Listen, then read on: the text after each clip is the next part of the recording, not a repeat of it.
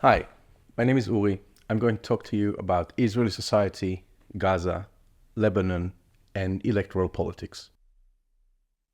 I'm an Israeli. When I was 18, I refused to go to the Israeli army and I went to prison because of my pacifist ideology.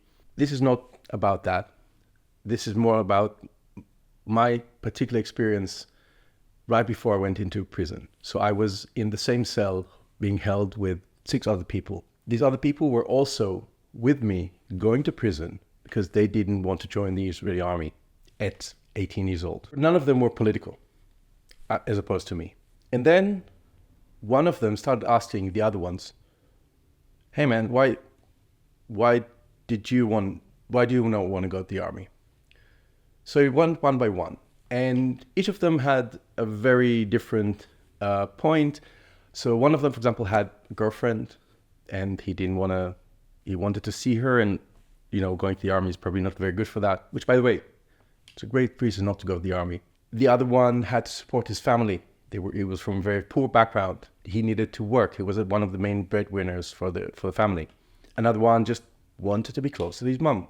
So one by one he went, and yeah, each guy there had a different reason. I was a bit of an outsider.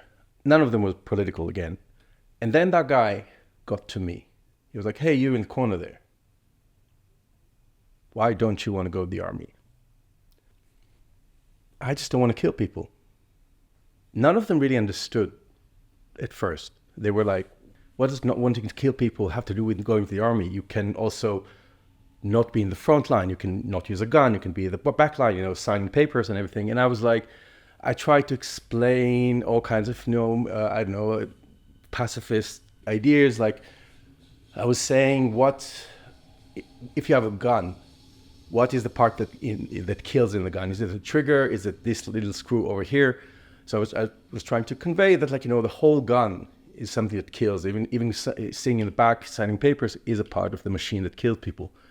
But they still wouldn't get it until one guy was like, I heard about these people.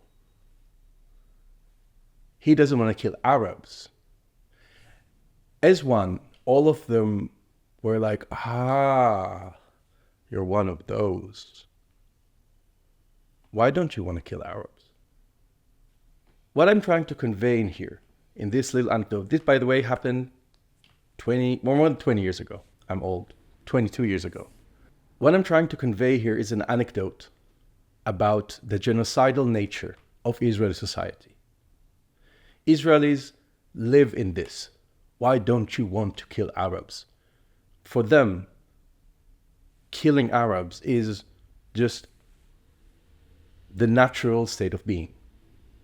Again, this is an anecdote. If you really want to get into statistics and stuff, I would invite you to look into this further. What I'm trying to convey here is that genocidal intent did not start a year ago with the Hamas attacks. Genocidal intent did not even start 22 years ago when I was in prison. Genocidal intent in Israel started way before.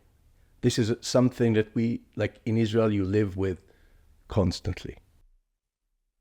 I would like to invite you to ask yourself a question. Why only now? In the past year, we've seen Israel committing fucked up shit in Gaza and now also in Lebanon.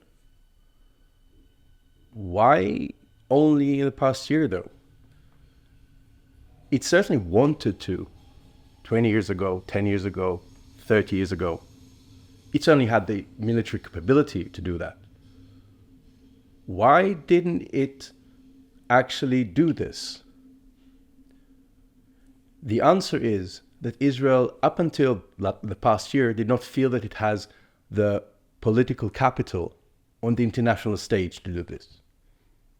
What I'm trying to tell you is that the only thing that has stood between Israel and committing more genocide is now and has always been the international political structure, namely the United States of America. And yes, this means that right now, basically one of the only things that is standing between Israel and committing even more genocide is this decrepit, old, disgusting Joe Biden.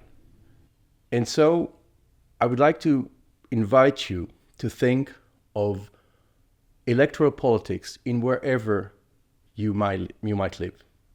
Specifically, I will talk about the United States of America, but this is of course relevant for any place, be it the United Kingdom, Sweden, Germany, wherever. In the US, we're about to have elections between Kamala Harris and Donald Trump.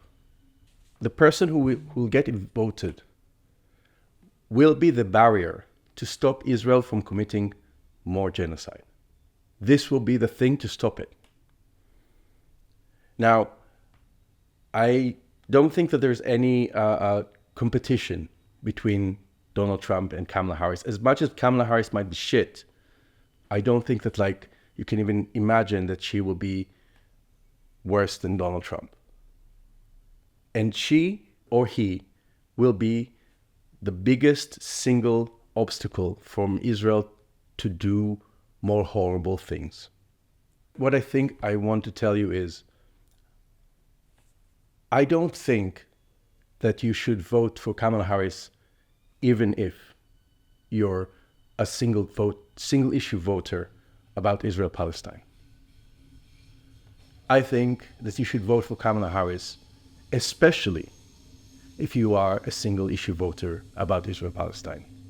Because in this case, harm reduction, which is a term that sounds almost annoying at times, in this case, harm reduction might mean the lives of tens of thousands of Palestinians and Lebanese and other people who might be suffering from this genocidal Israeli regime. Thank you.